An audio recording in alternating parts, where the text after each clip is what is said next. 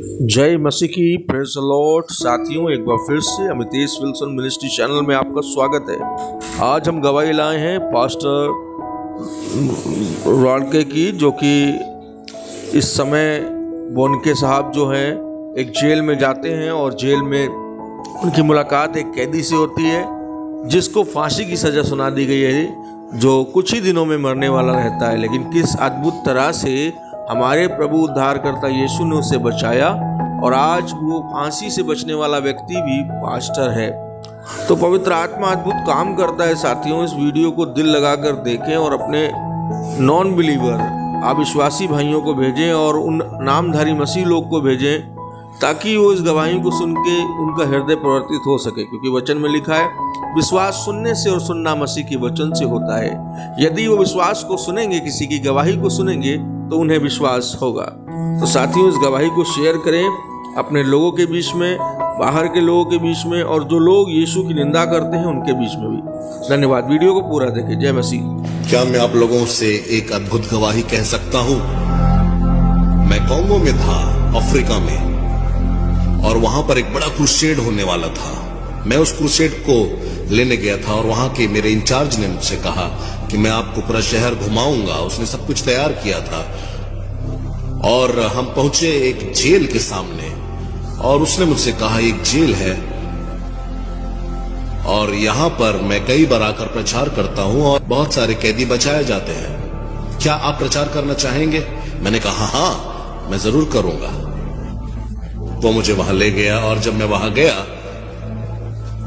Jail के भीतर मुझे लगा कि कोई पुराने जमाने की जगह पर मैं पहुंच गया हूं। और मैंने देखा लोग मोटे मोटे जंजीरों से बांधे गए थे, बहुत ज्यादा मोटे जंजीरों से वो ऐसे बंधे हुए थे, उनके हाथ और पैर, और वो धीरे धीरे चल रहे थे। मैं नहीं जानता कि वो कितने थे, लेकिन लगभग वो 50 थे। मैंने कहा कि अपने साथी से कहा कि ये कौन है ये लोग? उसने कहा कि ये लोग मौत की सजा पाए हुए लोग हैं और ये लोग कुछ ही दिनों में फांसी की सजा पाने वाले हैं और बस इंतजार कर रहे हैं अपनी मौत का। और अचानक वो गीत गाने लगे और उनमें से एक जो है उन लोगों का अगुआ था, जो अपने जंजीरों को बजाकर अच्छे से गीत गा रहा था। और अफ्रीका के लोग वाद्य यंत्रों की दरकार नहीं होती उन्हें।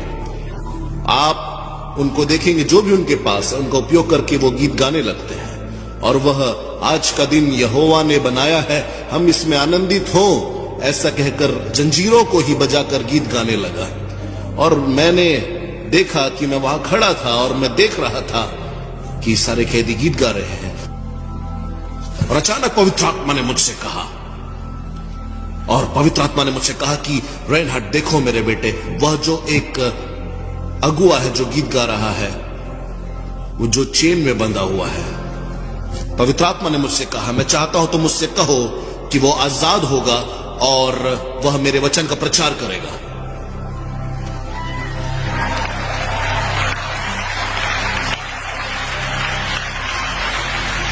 मैंने कहा पवित्र आत्मा से, प्रभु क्या आप एक बार और कह सकते हैं? क्योंकि यह बहुत गंभीर बात है और कृपया धीमे कहें, कुछ मैं समझ नहीं पा रहा हूं, प्लीज मुझे बताएं। पवित्र आत्मा ने कहा, इस व्यक्ति से कहो कि यह छोड़ दिया जाएगा, आजाद होगा और यह सुसमाचार का प्रचार करेगा। और मैंने बहुत सारे कैदियों के लिए प्रार्थना की, लेकिन मैंने उस सॉन्ग लीडर को बुलाया और अपने साथी से कहा कि एक अनुवादक के साथ उसे मेरे पास बुलाया जाए। वो आया और मैंने कहा कि तुम्हारा नाम क्या है? उसने कहा मेरा नाम रिचर्ड है। मैंने कहा रिचर्ड, प्रभु ने मुझसे कहा है तुम्हारे बारे में कुछ, लेकिन मैं पहले जानना चाहता हूं कि तुम यहां पर क्यों हो, इस जेल में तुम क्यों हो? उसने कहा क्योंकि मैंने मर्डर किया है, मैंने हत्या की है, अपने बचाव में मैंने हमला किया था और गलती से वो मारा गया। मैंने कहा अगर ऐसा है तो तुम हत्यारे नहीं हो, तुमने शायद अपनी सेल्फ डिफेंस में हत्या की थी, तुमने जानबूझकर नहीं किया। लेकिन प्रभु ने मुझसे कहा है, तुम्हारे बारे में प्रभु यीशु ने कहा है कि तुम आजाद होगे और तुम सुसमाचार का प्रचार करोगे। उसने कुछ नहीं कहा और वह मुड़ गया और दीवार की तरफ देखने लगा। दीवार की उस तरफ एक बड़ा सा पेड़ था और जिसे फांसी लटकाने के लिए इस्तेमाल किया जाता था, और वह मुड़कर आंसुओं के साथ मुझसे कहने लगा, महीने में एक बार जल्लाद आता है और वह उस पेड़ के पास खड़ा होता है, हम लाइन में खड़े हो जाएंगे और जल्लाद गर्दन पर रस्सी डालता है और ऊपर की ओर खींचने लगता है, और जैसे ही व्यक्ति के प्राण छूट जाते हैं, वह कुल्हाड़ी से कैदी के हाथ पैर काटता है ताकि चेन निकाल सके।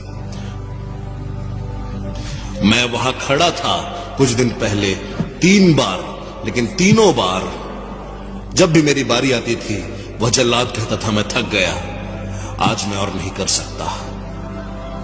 मैंने उससे कहा, यीशु ने तुम्हें बचा कर रखा है, यीशु ने तुम्हें बचा कर रखा है।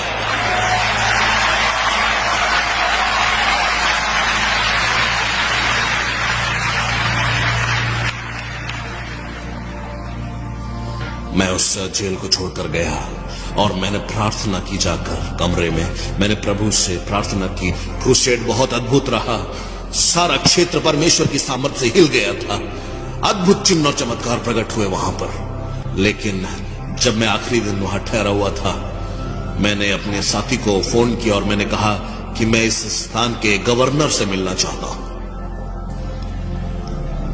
मेरे यहां से जाने से पहले मैं गवर्नर से मिलना चाहता हूं। उसने अपॉइंटमेंट लिया। मैं वहां पहुंचा और जब मैं वहां पहुंचा तो गवर्नर के अधिकारियों ने कहा, गवर्नर आज नहीं है, लेकिन आप उसकी पत्नी से बात कर सकते हैं, आप जो संदेश देना चाहते हैं वो उन तक पहुंचा देगी। मैंने कहा ठीक है, और वो आई। मैडम, मैंने उनसे कहा, मैं जेल में था मैडम, और यीशु मसीह ने मुझसे कहा है कि रिचर्ड नाम का एक आदमी है और वह आजाद होगा और वह मरेगा नहीं, क्योंकि वह यीशु मसीह के वचनों का प्रचार करेगा। उसने कहा कि नहीं, ऐसा तो आज तक नहीं हुआ, मैं ऐसा नहीं जानती, लेकिन मेरा पति ऐसा उसने आज तक नहीं बताया मुझे, लेकिन मैं उसे जरूर बताऊंगी।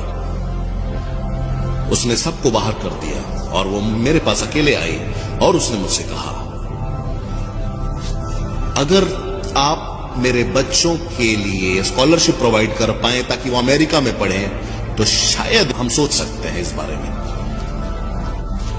मैंने कहा, देखिए बहन, मैं ऐसा नहीं कर सकता, क्योंकि मैं एक प्रचारक हूं और मैं किसी भी तरह की रिश्वत नहीं दे सकता आपको। मैं यहां प्रभु यीशु मसीह के वचन बताने के लिए, आपके पति को यह बताने के लिए आया हूं कि यीशु ने मुझसे कहा है कि यह व्यक्ति है रिचर्ड नाम का, जो कि आजाद होना है, उसकी मृत्यु नहीं होनी चाहिए, क्योंकि प्रभु ने कहा है। और वह बहुत गुस्सा हो गई। क्रोध से भरकर वह आगे बढ़ गई और जब वो दरवाजे के पास पहुंची तो वो मुड़कर मुझे देखने लगी और मैंने कहा, मैडम, प्रभु यीशु ने कहा है, भूलिए नहीं, रिचर्ड आजाद होगा और वो मरेगा नहीं, वो सुसमाचार का प्रचार करेगा। मेरा हृदय रुक गया थोड़ी देर के लिए। मैंने कहा, प्रभु तुझे काम करना होगा। मैं अपने घर की ओर वापस चला गया। कुछ महीनों के बाद मेरे पास एक फोन आया और उस फोन में मुझसे कहा जा रहा था, रिचर्ड आजाद हो चुका है, वह जेल से छोड़ा जा चुका है। हालेलुया!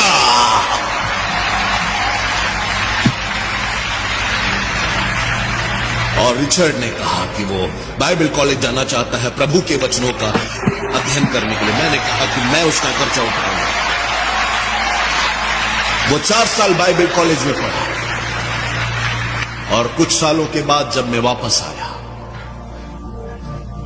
उस जगह पर जब वहां पर मैंने 30 लाख से ज्यादा लोगों को प्रचार किया, तब वहां पर प्रभु के एक दास आए और उन्होंने मुझसे कहा कि रेनहार्ड, मेरे पास एक सरप्राइज है तुम्हारे लिए।